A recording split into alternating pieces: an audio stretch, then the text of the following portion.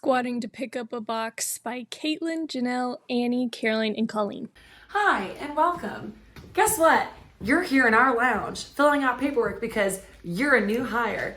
My name is Colleen, and I am the CEO of College Hunks Hauling Junk. Today, during this training series, you're going to be learning how to properly squat to lift and pick up a box. Because guess what? There's lots of junk to pick up. Hey there, trainees. My name is Janelle Rogers, and I'm your HR representative. Before we start your training, I wanted to go over the activity demands involved in squatting to pick up a box. Activity demands, relevance and importance. It is used in everyday life, especially in manual labor. The objects used are boxes, and assistive tech like a back brace is optional. Space demands include clutter-free environment, reduced noise and distractions, and flat surfaces and lighting. Social demands include carefully lifting and lowering boxes with care, and communication, teamwork, and coordination with more than one person. Sequencing and timing includes muscles contracting antagonist and agonist to complete motion. The required body structures include neuromusculoskeletal, sensory, mental, cardiovascular, and respiratory.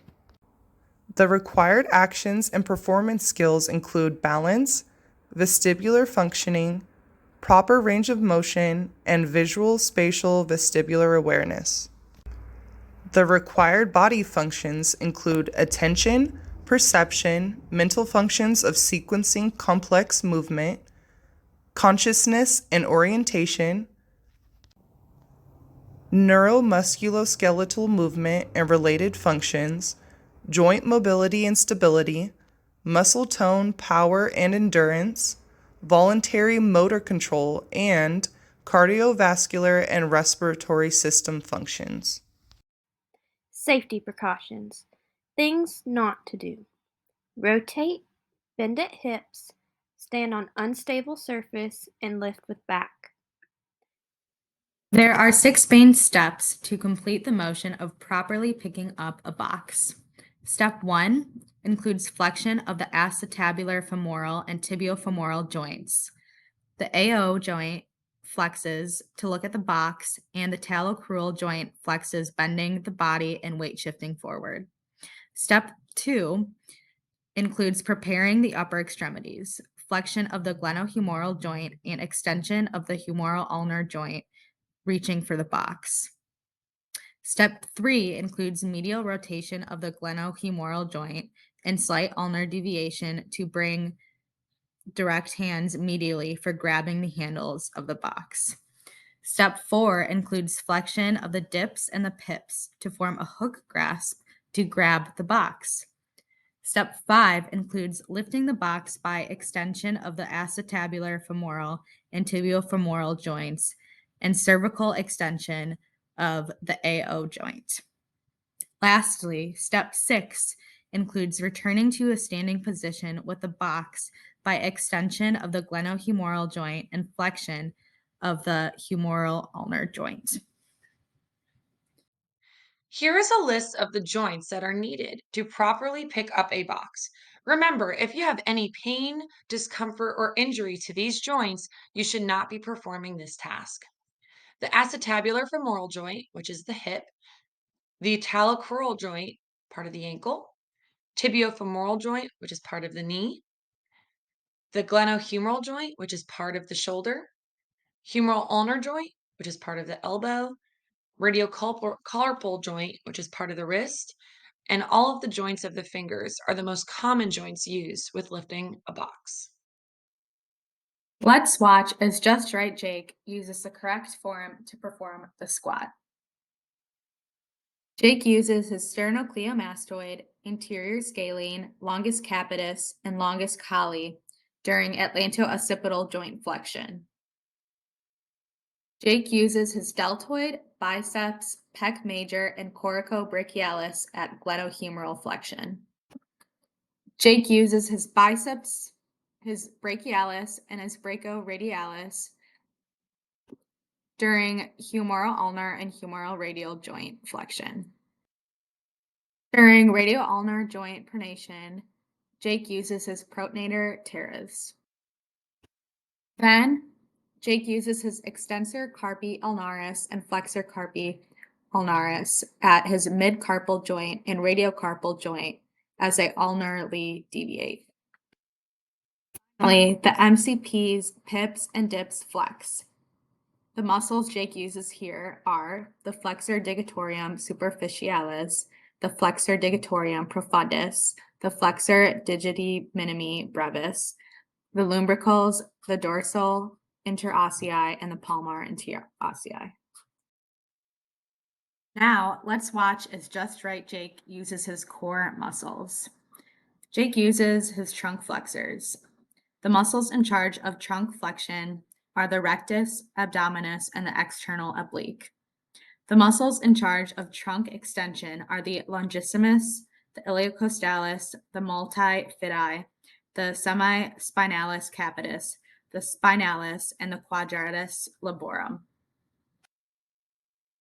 The muscles in charge of trunk rotation are the external oblique, the internal oblique, the multifidi, and the rotators. Lastly, the muscles in charge of trunk lateral flexion are the iliocostalis, the external oblique, the internal oblique, the longissimus, and the quadratus laborum. The eccentric lowering phase includes acetabular joint flexion, tibiofemoral joint flexion, and ankle joint dorsiflexion. The concentric lifting phase includes acetabular joint extension, tibiofemoral joint extension, and ankle joint plantar flexion.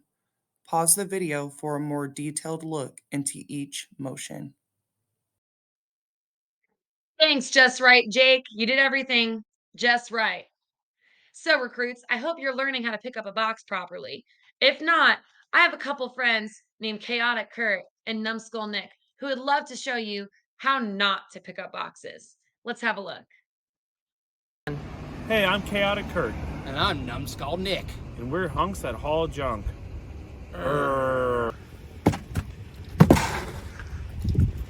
Lift with my back here. Oh, I've strained my awesome hunky body. So strained from improper lifting. Okay, recruits, let's review the video. Part of Chaotic Kurt's technique is incorrect.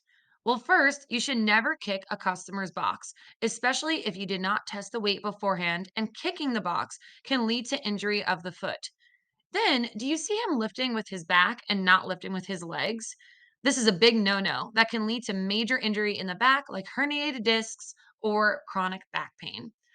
Also, notice the slight rotation at the hips. We want to avoid any rotation while lifting. Kurt should also have both hands on the box. And although this hunk here feels confident to place his hand on his hips and whip his hair back and forth, we would encourage you to stay away from this improper technique.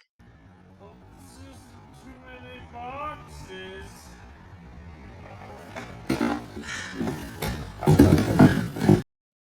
All right, recruits, let's see what Chaotic Kurt and Numbskull Nick are up to now. First, let's look at how Kurt is walking. His wide staggered gait demonstrates that he is increasing his base of support because the weight of the boxes is too much. Be sure to keep the load light and minimal to avoid injury, dropping the items, and falls. Kurt should have done a surroundings check. Although the dog in the video isn't directly in front of Kurt, you want to make sure you are lifting boxes in a safe manner and avoiding any safety hazards, like tripping over a dog or a box being thrown at your feet. Some common injuries from improper lifting of a box is muscle strains in the lower back, ligament strains in lower back, disc herniation, and spondylosis. Just like Dr. Bennett always says, always use proper lifting technique. Gesundheit.